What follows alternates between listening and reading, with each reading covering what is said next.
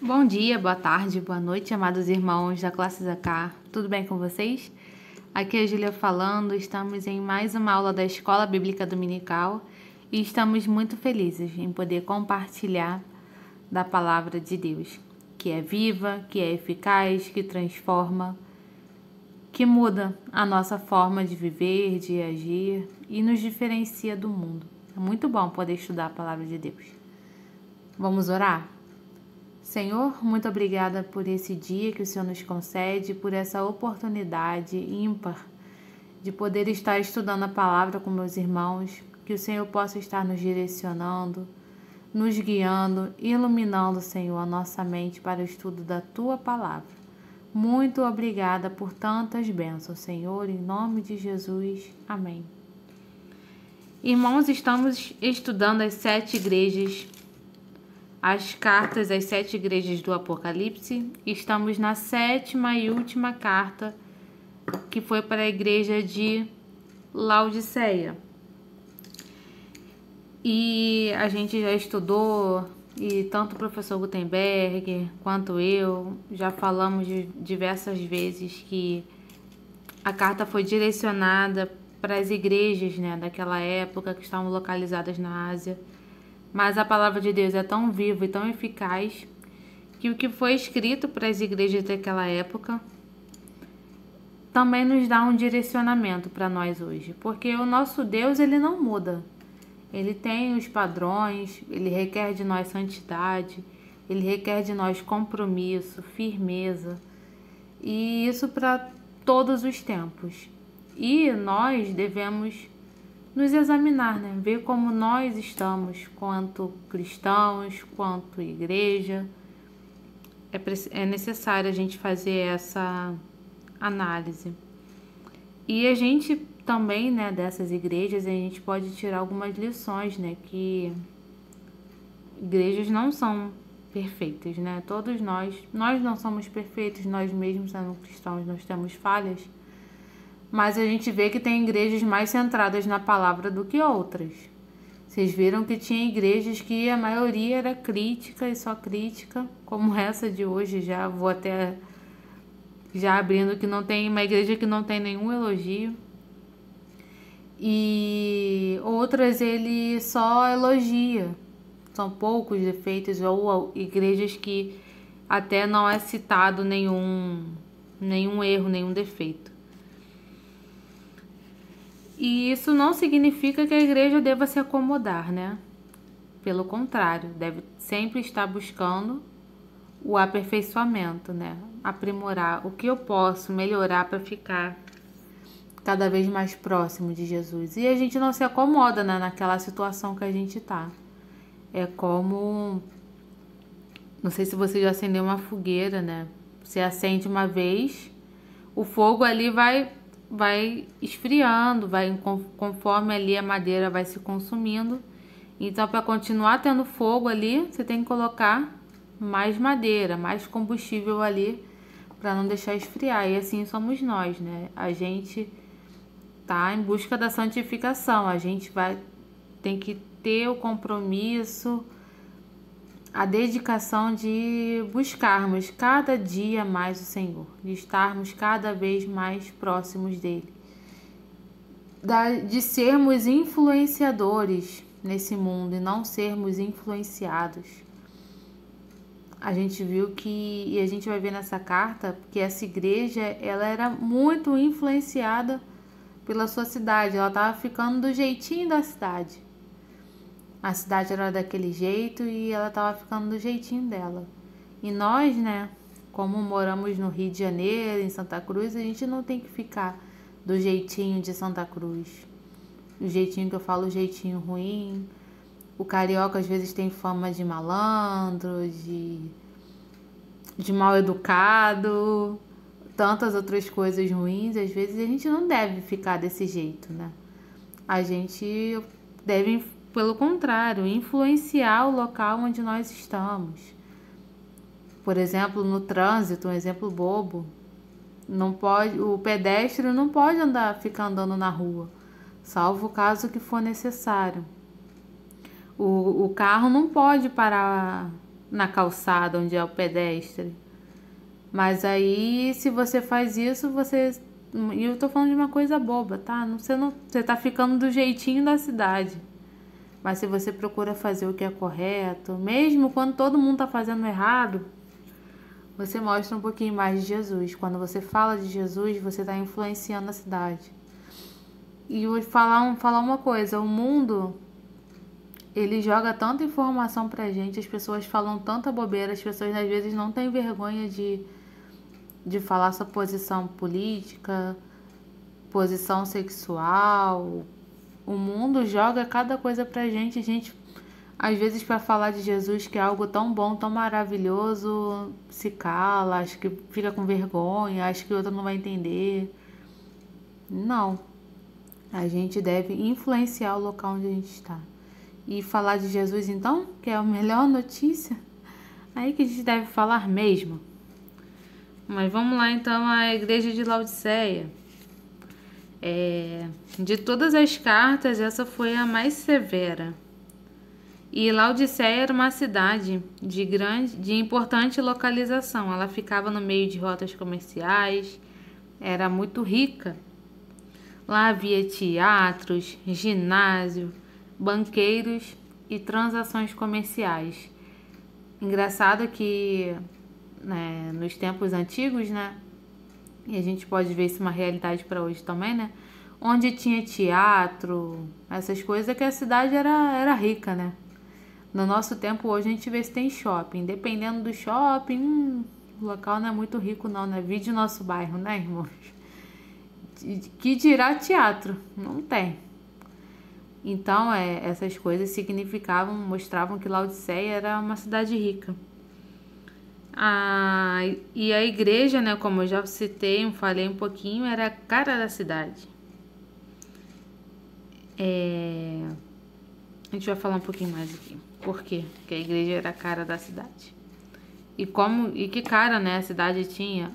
A cidade de Laodiceia se destacava por ser um centro bancário, financeiro, era uma das cidades mais ricas do mundo, lugar de muitos milionários. Em 61 d.C., ela foi devastada por um terremoto e reconstruída sem aceitar a ajuda do governo. Os habitantes eram soberbos, não sentiam necessidade de Deus. Não preciso nem do governo, né? Vou precisar de Deus. Era assim que eles pensavam. Também era um centro industrial na produção de tecidos e se orgulhava da roupa que produzia. Lá era produzida muita lã negra e eles exportavam para todo mundo. Na área da medicina tinha uma escola muito famosa que fabricava ungüentos quase milagrosos para os ouvidos e para os olhos. O pó frígio era usado nos colírios e amplamente exportado. Imagina, né? Numa época que não tinha muito recurso, como que isso era importante. E a cidade se gabando aí também dessa parte da medicina. E centro de águas térmicas, né? Ali havia uma região formada por 3 cidades, Colossos, Hierápolis e Laodiceia, eram cidades próximas. Lá em Colossos ficavam fontes de águas frias, né? Medicinais. Às vezes até o médico fala, né, para dor nas costas, dor na coluna, para colocar gelo, né? Água fria. Não tem às vezes isso? Então a água fria é terapêutica, assim como a quente, né? Que tinha lá em Hierápolis. Só que a água quente com a fria se juntava no meio do caminho e quando chegava lá em Filadélfia era fedida e chegava já morna, já era um negócio assim nojento, intragável. E não era terapêutico, né? A fria e a quente eram terapêuticas, né? Às vezes a quente também, coloca água morna, né? No ferimento, no machucado, né? Às vezes o médico também fala isso pra gente, mas o morno, fedido, não serve de nada. E era assim, era água, né? Que chegava lá em Laodiceia. E às vezes, né, os viajantes, imagina, você tá com sede e vê ali um lugar de água, vai lá e bebe. Só que era intragável, dava vontade de vomitar, de tão ruim que era. Não era uma água saudável. Então era assim. Então, vamos lá ao nosso texto. Vou ler corrido, né? Que está lá em Apocalipse 3, do 14 até o 21. Vamos juntos. Eu estou usando a versão NVI, tá? Ao anjo da igreja em Laodiceia, escreva: essas são as palavras do Amém, a testemunha fiel e verdadeira, o soberano da criação de Deus. Conheço as suas obras, sei que você não é frio nem quente. Melhor seria que você fosse frio ou quente. Assim, porque você é morno, não é frio nem quente, estou a ponto de vomitá-lo da minha boca. Você diz: estou rico, adquiri riquezas e não preciso de nada. Não reconhece, porém, que é miserável, digno de compaixão, pobre e cego que está nu. Dou-lhe esse conselho: compre de mim ouro refinado no fogo, e você se tornará rico. Compre roupas brancas e vista-se para cobrir sua vergonhosa nudez. E compre colírio para ungir seus olhos e poder enxergar. Repreenda e disciplina aqueles que eu amo. Por isso, seja diligente e arrependa-se. Eis que estou à porta e bato. Se alguém ouvir a minha voz e abrir a porta, entrarei e cearei com ele, e ele comigo. Ao vencedor, darei o direito de sentar-se comigo em meu trono, assim como eu também venci e sentei-me com o Pai em seu trono. Aquele que tem ouvidos, ouça o que o Espírito diz às igrejas. Então, vamos lá, como a gente sempre faz, indo ponto a ponto. A carta, né, direcionada, né, seria entregue ao pastor da igreja, que é chamado de anjo, né, como mensageiro, né, da igreja. E a gente tem a primeira parte, né, que é como Jesus se apresenta. Isso aconteceu nas outras 6 cartas também. Para quem a carta era direcionada ao anjo, como Jesus se apresenta, elogios quando tem, críticas quando tem, e orientação e ao vencedor. Então, aqui fala que essas são as palavras do Amém, a testemunha fiel e verdadeira, soberano da criação de Deus. É Jesus, né?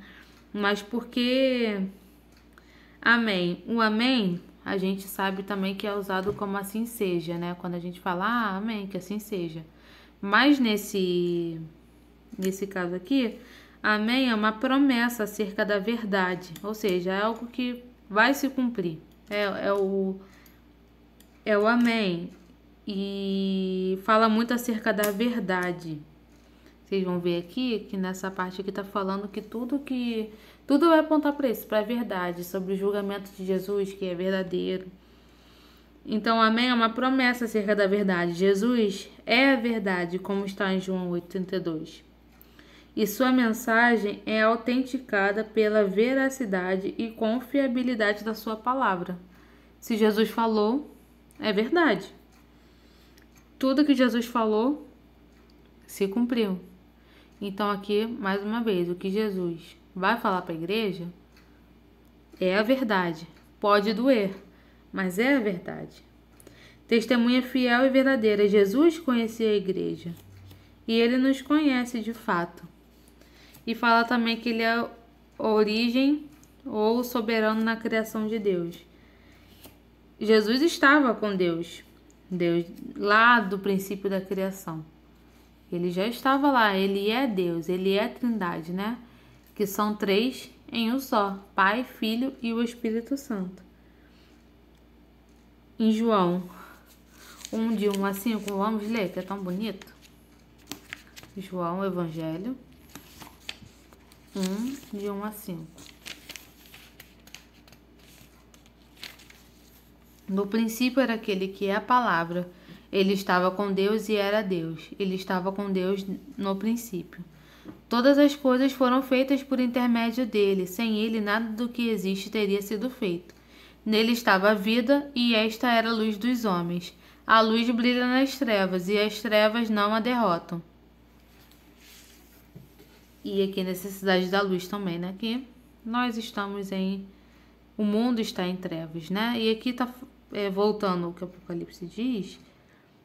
Ele é soberano na criação de Deus, ou seja, ele é Deus, ele julga, ele olha, ele conhece a igreja e tudo que ele fala é verdadeiro.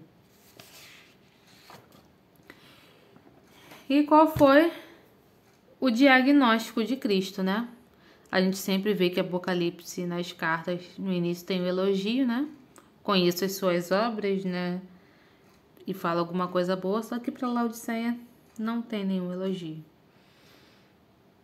E ao contexto aqui da igreja, você não vê aqui que tem perseguição. Teve uma igreja que a gente estudou que tinha um grêmio lá que acontecia tudo de ruim. E a igreja era influenciada, se não seguisse aquilo ia perder. Aqui nada. A cidade era uma maravilha, todo mundo rico, tudo perfeito.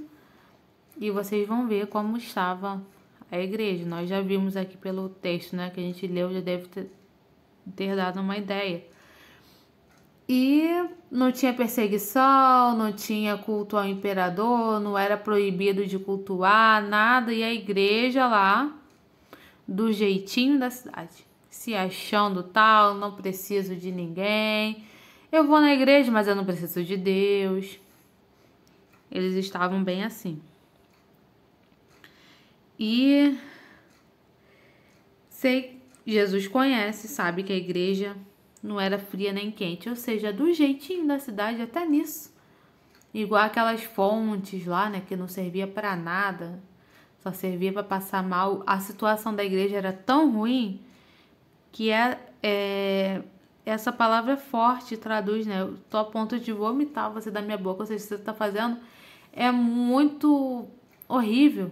O jeito como você tá vivendo o evangelho, você não tá vivendo o evangelho. Olha o campo fértil aí que você tem para trabalhar e você não tá vivendo o evangelho.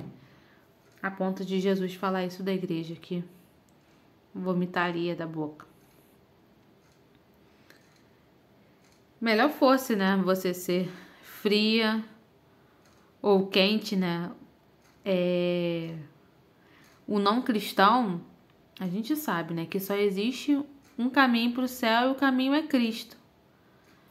O não cristão, ele vive daquele jeito porque ele não conhece a Cristo.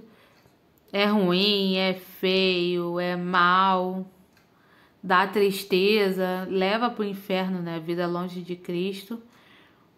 Mas quando um cristão faz algo errado, não segue o evangelho, é muito pior. Porque ele conheceu a verdade, é como se ele estivesse voltando para o vômito. Viver dessa maneira, não viver o evangelho. E Lucas 24:32 fala a história, né, de quando Jesus foi ressuscitou. Lá no caminho de Emaús andavam os discípulos e Jesus estava andando com eles e falando com eles. Eles não conheceram que era Jesus, mas o coração deles estava ardendo. Nossa, aquele homem quando falava, nosso coração ardia. Ou seja, o ardor, o fogo espiritual ali aceso. E em Mateus 24:12 diz que no final do tempo, dos tempos o amor de muitos iria se esfriar, né? Ou seja, a gente deve ser cristão quente. O fogo do Espírito não é fanatismo, não, eu sou fanático. Não, é amor por aquilo. Uma mãe não cuida do filho, olha o filho, também não repreende. Um pai também olha o filho, dá conselho. Isso é ardor, não é você ser fanático. E é o seu Deus, é Ele que te deu a vida, é Ele que te forma, que te conhece, que deu a vida por você e ali a igreja vivendo um jeito morno, se achando autossuficiente. Quem é a igreja? Quem somos nós para acharmos alguma coisa feito de barro, que hoje está vivo, amanhã a gente não sabe? Quem somos nós para nos apoiarmos em alguma coisa, na influência ou na riqueza? E não precisa ter tanto dinheiro. Aqui no caso da igreja de Laodiceia tinha muito dinheiro, até as pessoas. Mas não precisa, às vezes as pessoas se apoiam no negócio, no celular, nem tem muita coisa, mas é o maior soberbo. E a Bíblia sempre está nos ensinando que a gente não deve se apoiar nas coisas desse mundo. E até nas coisas ruins também, tá, irmãos? A gente não deve olhar aqui para a terra só. Nossos olhos devem estar voltados para o céu. Por isso, essas circunstâncias daqui não significam nada. A gente deve olhar para o céu. Ter dinheiro, ter fama, ter sucesso, isso aí acaba. Vem uma doença e você fica feio, perde a vaidade, ou então perde dinheiro, é falido. Então, não devemos confiar nem em nós mesmos e nem nos tesouros dessa terra. Você diz: estou rico, adquiri riquezas e não preciso de nada. Não reconhece, porém, que é miserável, digno de compaixão, pobre, cego e que está nu. E a gente vê aqui um contraste com a vida de Jó, né, que a gente estudou. Que a gente vê na Bíblia, né, que Jó era um homem muito rico, mas ele era temente a Deus. Se desviava do mal, oferecia sacrifícios por sua casa, por seus filhos. É até um exemplo de homem, né, um pai de Deus, né, fervoroso ali, orando pela sua família. Um exemplo, mesmo sendo rico, muito rico. Então, é possível. A igreja só estava indo no caminho errado. E Jó, depois que ele perde tudo, ele ainda fala, né? Olha, Deus, eu te conhecia de ouvir falar. Ou seja, mesmo ele tendo um relacionamento com Deus, tudo aquilo, na tribulação fez reconhecer ainda mais quem é o Deus poderoso.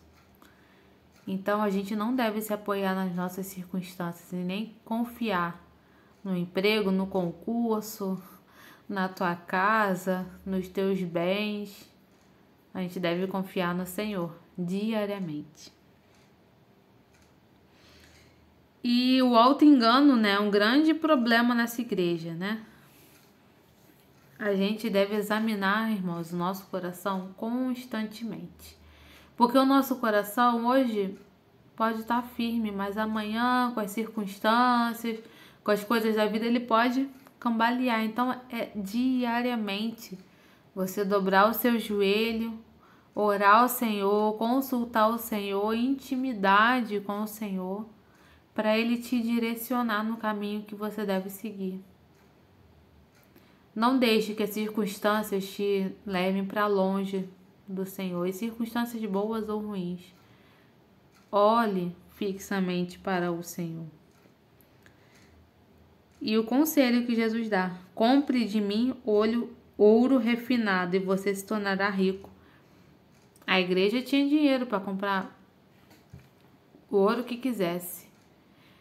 Mas Jesus aqui está falando que eles tinham que comprar o ouro dele, ou seja, não juntar tesouro aqui na terra, mas juntar tesouro no céu.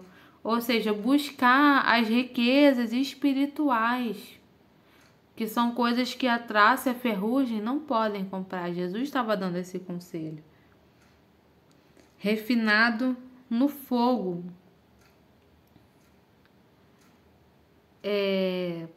Que tem valor eterno, o que é purificado pelo fogo. A gente deve ser puro, a gente deve brilhar nessa terra e acumular tesouros no céu. Roupas brancas, como está aqui no versículo 18, compre roupas brancas.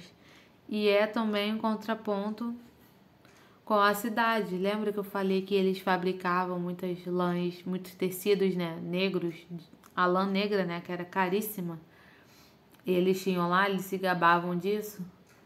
Jesus está falando, ó, vale mais a pena você ser puro, andar de vestes brancas, né? Na Bíblia, o branco, né, significa muita pureza. Ó, compra de mim, usa vestes brancas, irmãos. Se purifiquem o coração de vocês.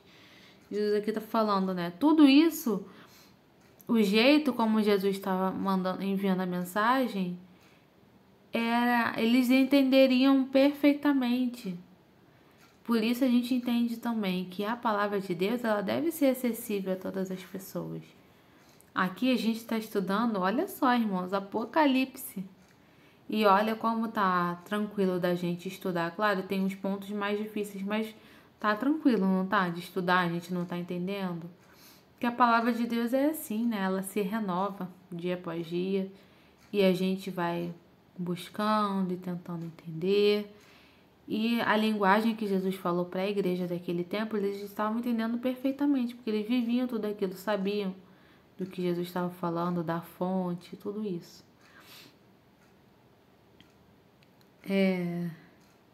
E compre colírio para ungir seus olhos e poder enxergar. Olha aí, mais um outro contraponto, né? Com o que eles tinham lá nessa cidade, né? O colírio que eles divulgavam muito, ó. Na cidade de vocês aí tem colírio, mas vocês não estão enxergando nada espiritualmente, vocês estão cegos.